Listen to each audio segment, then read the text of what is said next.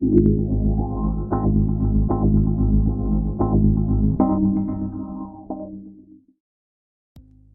new iPhone lineup is finally here, and Apple has announced 4 new models in the iPhone 12, Mini, Pro, and Pro Max. The Mini and Pro Max launch has been delayed until mid-November, so today we'll be checking out the 2 available phones, the 12 and the 12 Pro. The phones are sporting a new design, improved cameras, and performance, but the most interesting thing to me was that the gap between the 12 and the 12 Pro is smaller this year than ever before, which makes justifying the Pro's higher price tag a lot more difficult. I've been using the new phones for the past couple of weeks, putting them through their paces, and testing all of the new features. So in this video, we'll be looking at everything that's new with the phones this year, all of the differences between the 12 and 12 Pro, and helping you to decide whether you should upgrade and which phone to go for. Let's take a look.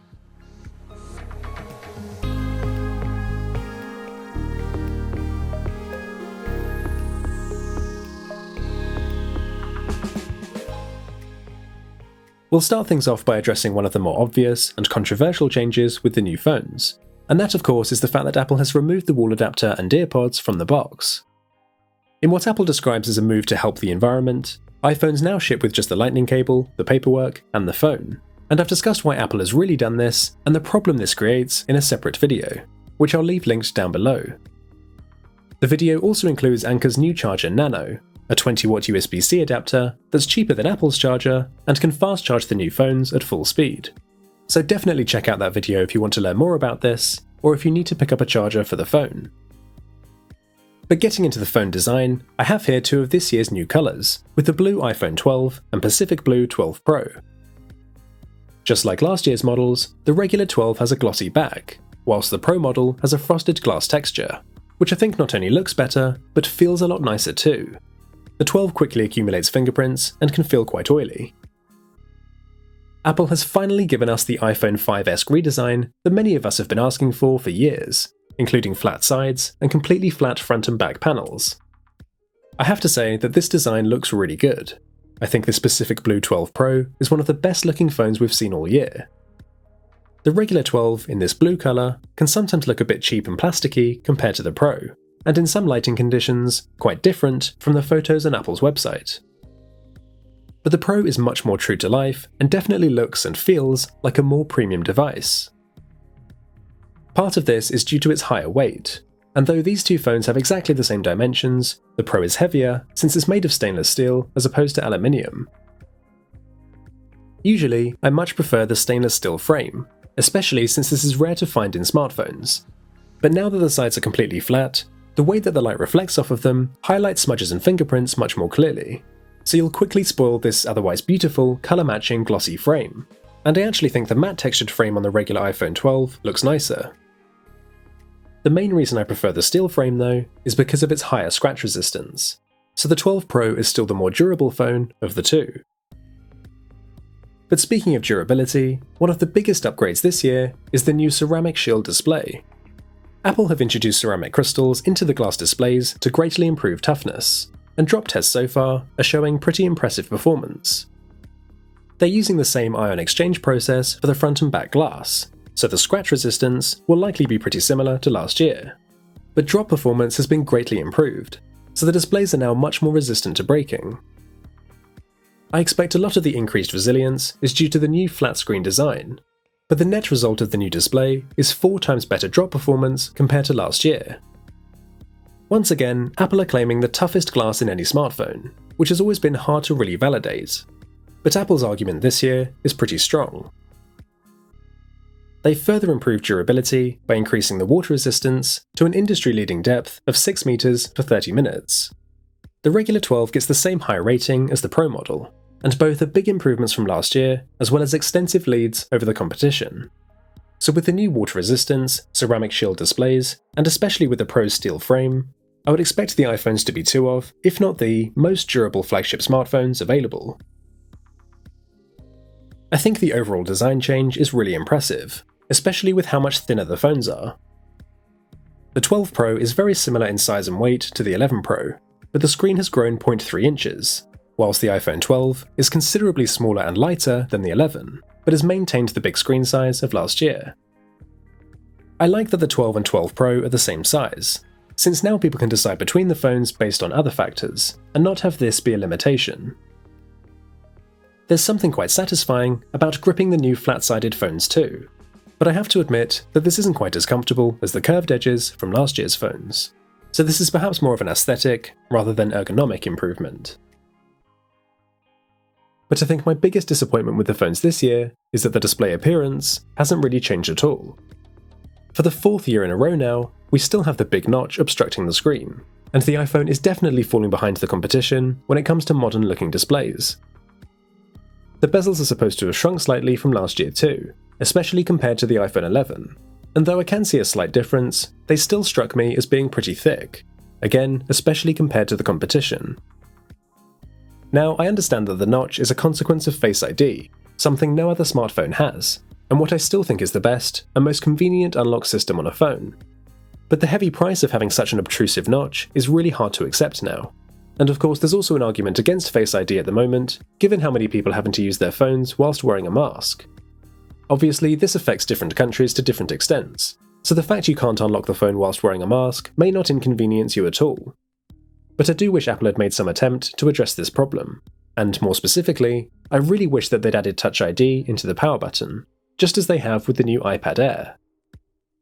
This would have provided the perfect solution for unlocking the phone with a mask on, whilst maintaining the convenience of Face ID for the rest of the time. Plus, this wouldn't have compromised on the display, so this could have been a subtle addition too. I'd be interested to know what you think about this, especially if you're a fan of Face ID. At this point, would you rather sacrifice Face ID and have something like an under-display fingerprint scanner in order to get a modern all-screen design? So for better or worse, Face ID and the notch haven't changed, but the display technology of the iPhone 12 has been upgraded to match the spec of the Pro series. Finally, Apple has decided to ditch LCD and use OLED displays across their new iPhone lineup, and the iPhone 12 now has exactly the same Super Retina XDR display as the 12 Pro. This will be a massive upgrade for anyone coming from an older LCD display iPhone, offering much better contrast, true blacks, and higher maximum brightness. There's no big change for the 12 Pro, since this is the same display as last year's 11 Pro, but obviously the screen size has been bumped up to 6.1 inches. But for the iPhone 12, this is easily the biggest upgrade from the iPhone 11, and part of the reason Apple were able to make the phone so much thinner. This change brings the 12 much closer to the Pro series, since this used to be the biggest factor separating the two. One thing I should point out is that the 12 has a typical max brightness of 625 nits, whilst this is 800 for the 12 Pro, so I wonder if Apple has intentionally capped the iPhone 12 through software so as to give the Pro an advantage. The displays otherwise have identical specs and performance, so it does seem as though the phones are using the exact same hardware. Still, the main benefit is that iPhone 12 users can now watch true HDR content and enjoy native 1080p video, so I'm really pleased to see Apple finally make this change. But perhaps my biggest disappointment of the phones overall is that neither was upgraded to a high refresh rate display, a feature we've consistently seen added to competing Android phones. Now, iPhones have typically always had smooth displays when it comes to scrolling and animations, so it isn't as big a deal to not see a high refresh rate as it is in an equivalent Android device. But even so, this is one of the upgrades I feel is long overdue in an iPhone, and I at least think the 12 Pro should have received Apple's ProMotion 120Hz display. This is an upgrade we had hoped for, but won't be seeing with this year's iPhones. So moving on to the cameras, now that the displays are the same, the cameras are the biggest difference between the 12 and 12 Pro. Primarily because the Pro series has an additional telephoto lens, but the main and ultra-wide lenses are the same for both phones. This year, the 12 Pro gains a LiDAR sensor, the same one we saw with the iPad Pro, which will help with depth mapping and focusing. The Pro's tele lens has the same specs as last year, as does the ultra-wide lens, though both gain some improvements thanks to Apple's new processor. But the main cameras are new wider aperture f1.6 lenses that let in more light for improved low-light photography. As you'd expect from an iPhone, photos are fantastic, some of the best we've seen from a smartphone this year. Colours are very accurate, and images show great dynamic range and improved performance in tricky lighting conditions. There's a general shift in tone, with photos showing a warmer colour temperature and a higher contrast compared to last year. They have a more punchy and vibrant look, and switching to a side-by-side with last year's models, you can see the difference this makes. Images are still pretty true to life, but the new 12 series offers a more lively and striking look, moving a little bit closer to the processing you typically find with Android phones, a change I know will please a lot of people. You'll often notice that photos are brighter than last year's too, which is thanks to the new wider aperture. But the biggest camera improvement I've noticed is with dynamic range, and the new Smart HDR3 with scene detection provides noticeable improvements. This cluster of trees here shows not only that warmer tone, but a significant increase in contrast, with brighter highlights and deeper shadows. And you can see this change on any of the lenses, but it's possibly even more noticeable on the ultra-wide lens, which now has additional benefits like deep fusion, which you can see helps bring out more detail and sharpness. The new lens correction helps account for some of the distortion that the ultra-wide angle creates, and though this camera isn't nearly as good as the main lens, images are now brighter and not as soft as with last year's phones. This may be the same ultra-wide lens as last year on paper, but the new processing features really make a difference. Smart HDR3 is also responsible for adjusting the white balance and contrast, not just the dynamic range, so this could explain other changes like the warmer tone. But it's really a combination of the new processor, alongside the faster main lens, that mean the leaves on these trees are brighter and more vibrant with the new 12 series. This photo here demonstrates just how well the new iPhones handle dynamic range. The shot was taken with the phone pointing directly into bright sunlight, and yet has maintained the exposure without any blown out highlights or loss of detail. Even last year's 11 Pro has done a really good job, but you can see the extra colour and vibrancy, especially in the leaves, with the new iPhone 12. The new wider aperture helps with night mode too, and images were generally a bit brighter and not as noisy as with the iPhone 11s, so you'll often get a sharper, more detailed final image. But the main improvement I noticed is with the colour. Often with the iPhone 11 series, images taken at night contain a yellow hue, caused by the artificial lights in the scene. But comparing this with the new 12 series, the phones are able to better process the lighting and therefore provide more realistic colours. The new processor brings night mode to every lens on the phone, which means you can now take ultra-wide night mode shots too, though the quality doesn't compare to the main lens. Now, the 12 Pro performs slightly better at night, and that's because of the new LiDAR sensor. Not only is focusing now faster, but this also lets you take night mode portrait photos.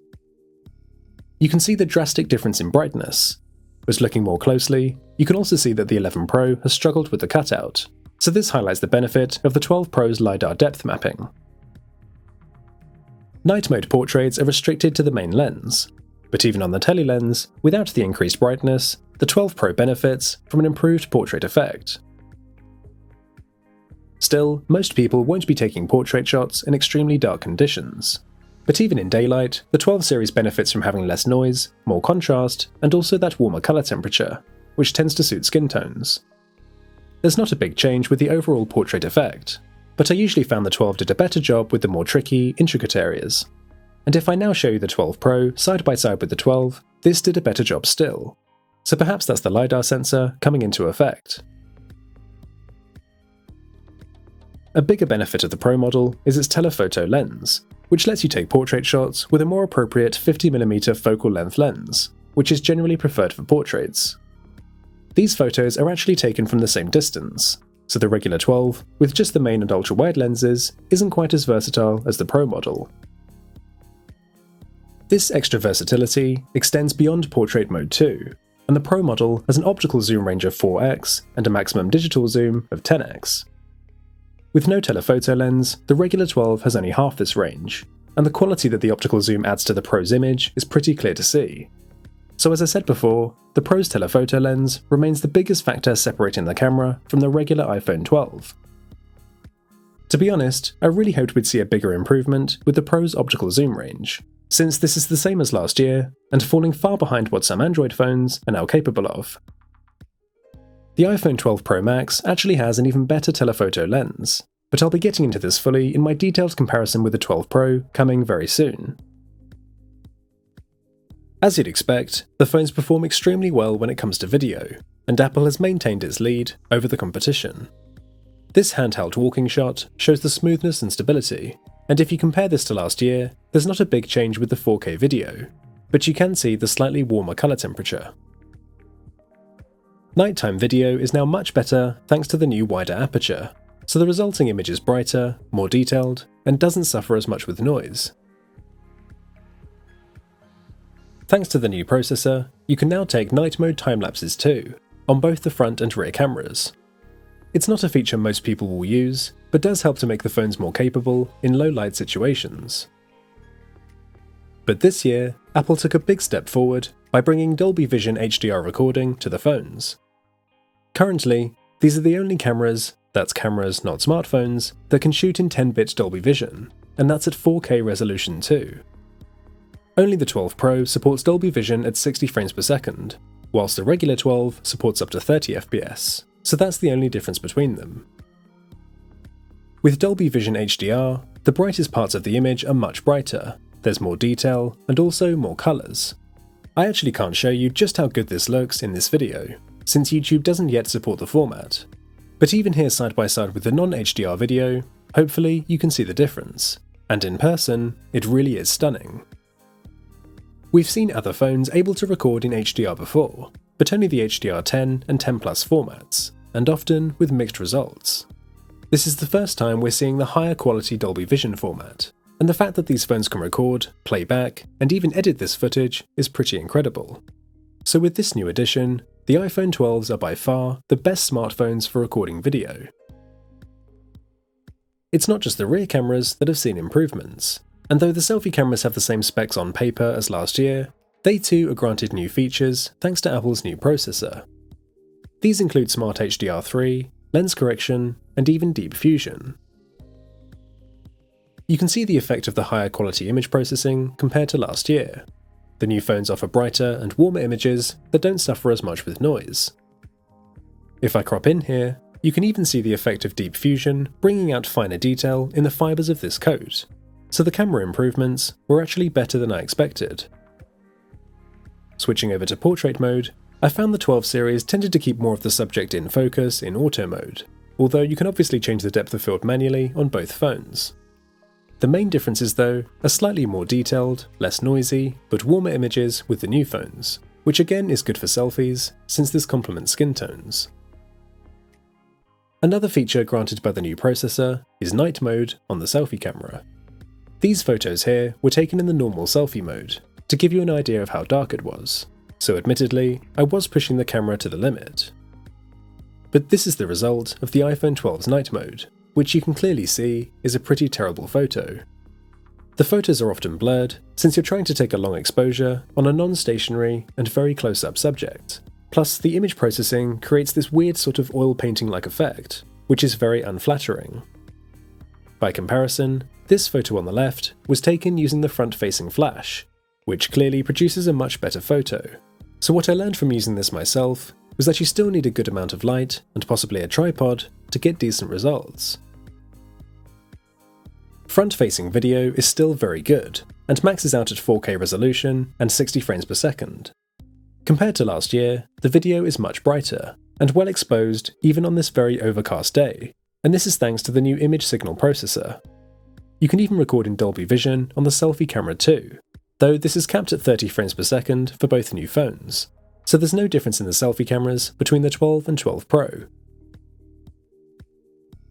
One of the most exciting new features exclusive to the Pro model is Apple Pro RAW, something many of us have been asking for a long time.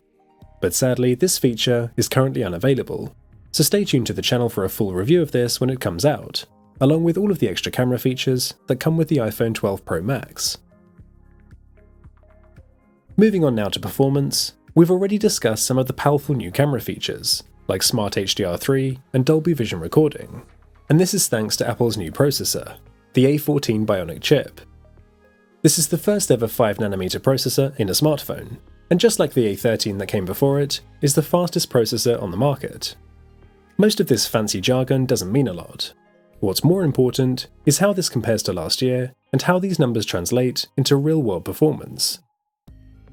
The Geekbench scores show an impressive gain for both phones versus last year, and we've already seen how the new chip has given feature and quality improvements to the cameras. As you'd expect, the phones are incredibly fast and snappy, and will tear through most intensive tasks like high-performance gaming and editing high-res video. If you're coming from one of last year's phones, then you won't notice a big improvement with day-to-day use, since a lot of the optimizations came with iOS 14. But it's the powerful new features that really sets the 12 series apart.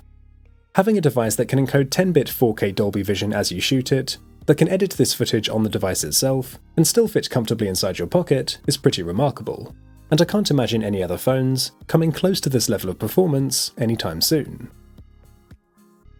The iPhone 12 and 12 Pro have the same processor, but just like last year, you may find the Pro pulls ahead during more intensive tasks, thanks to its higher RAM capacity. The Pro also has a higher base storage, with Apple finally increasing this to 128GB, a long overdue increase. The regular iPhone 12 is stuck with a base of 64GB for another year.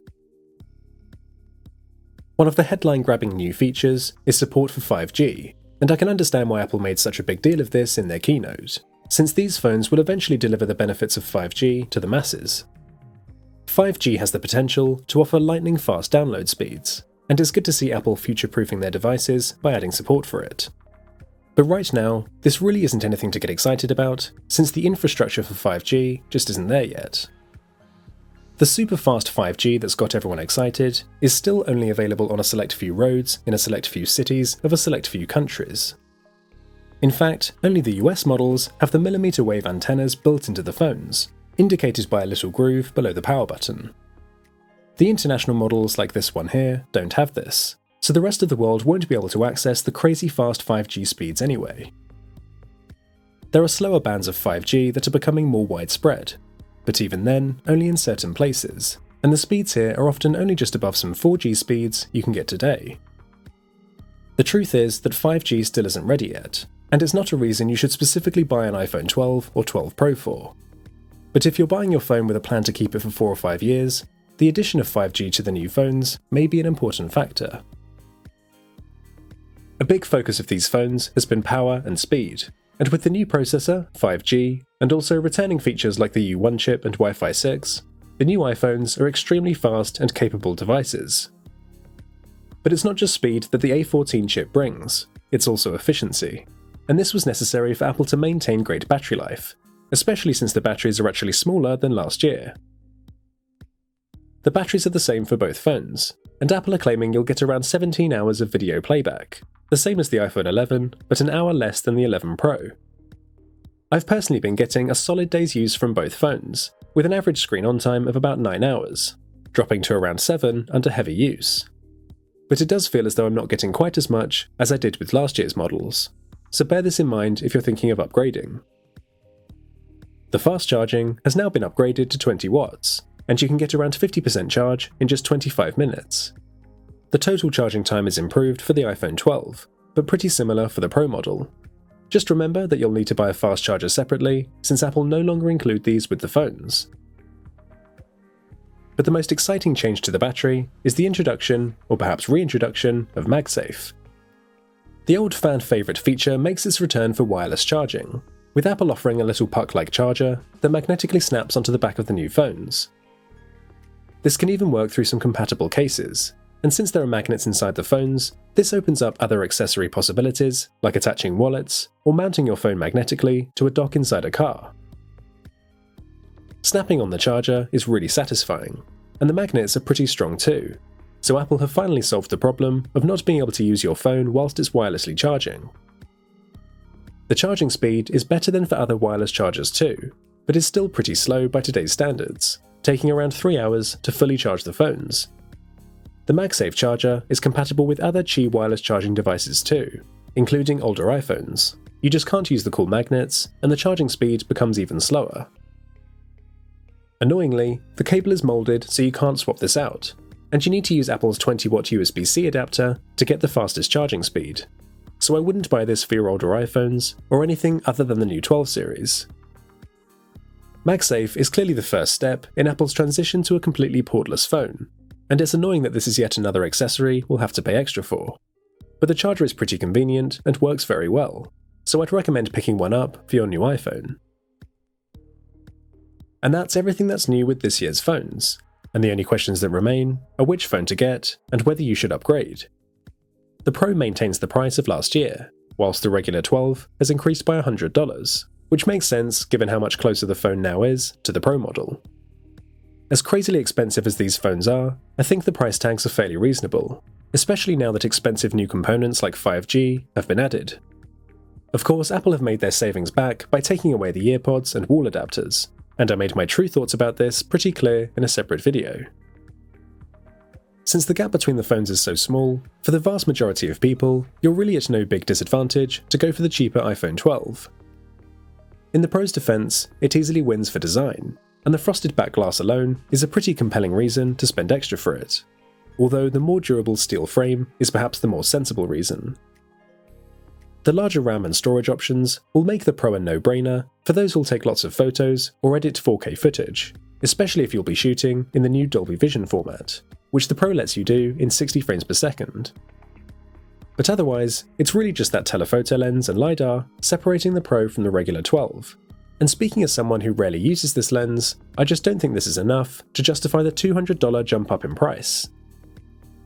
If you plan on sticking the phone inside a case, then the Pro's aesthetic benefits are made redundant too, since these now have essentially identical displays.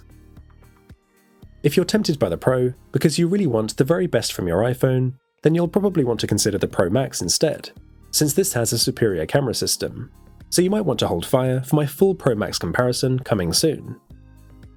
On the other hand, the 12 mini delivers essentially everything the 12 does, but in a smaller package, and I'll also cover this fully in the next video. The 12 Pro just seems a bit caught in the middle now, and I think you're getting more for your money with the cheaper iPhone 12. As for upgrading, there's nothing truly groundbreaking to make owners of last year's phones, or any of the Face ID iPhones in fact, need to upgrade to a new 12. But although the 11 and 10R are still available on Apple's website, I think it's worth spending extra for the 12 if you'll keep your phone for 3 or more years, since features like 5G will help future-proof it. If you're an Android user thinking about switching, now is a good time since the 12 finally has an OLED display, and this will be a huge benefit for older iPhone users too.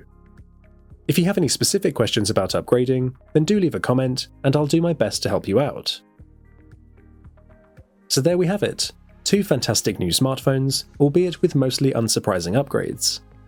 My top 2 changes with the new phones are MagSafe and the iPhone 12 finally switching to an OLED display, and my top 2 negatives are Apple not adding a high refresh rate display or Touch ID into the power button. But let me know your choices down in the comment section, and which of the new iPhones you'll be upgrading to. If you're holding out for the Mini or Pro Max, then leave your questions down below, and I'll hopefully answer them for you in my full Mini and Pro Max reviews coming very soon. For now though, thank you very much for watching, and I'll see you all in the next one.